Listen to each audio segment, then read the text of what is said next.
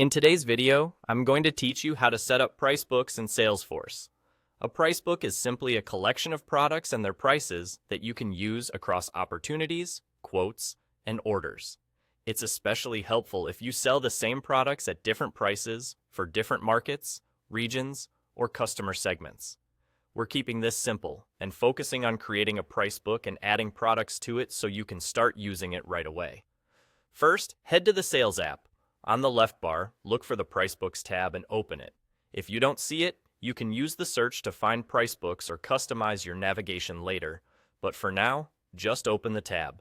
At the top right, click New to create a price book. Give it a clear, descriptive name so your team knows exactly when to use it, and add a short description if that helps with clarity. Make sure you set it to active so it's available for use in your sales process. When you're ready, click Save. You now have a price book ready to go.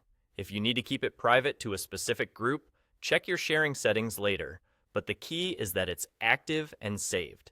Next, let's add products to this price book. Go to the Products tab. Create your product as you normally would by entering the name, product code, and any other required details your organization uses. As part of creating or updating that product, select the newly created price book so the product is associated with it. This is what allows the product and its price to appear when your team uses that price book in opportunities or quotes. If your org uses multiple currencies, be sure the currency of the product price matches what you intend for this price book. Also, confirm the product is marked active so it can be added to deals without issues. After you save, your product is now connected to the price book, and you can repeat this for any additional products you need. A quick tip: use consistent naming and clear descriptions for both price books and products, so users can find the right items quickly. If you work with seasonal or contract-specific pricing, consider creating separate price books to keep things organized and avoid confusion. And that's it.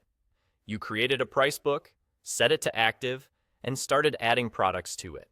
With this in place, your sales team can pick the correct price book during their sales process and ensure accurate pricing every time.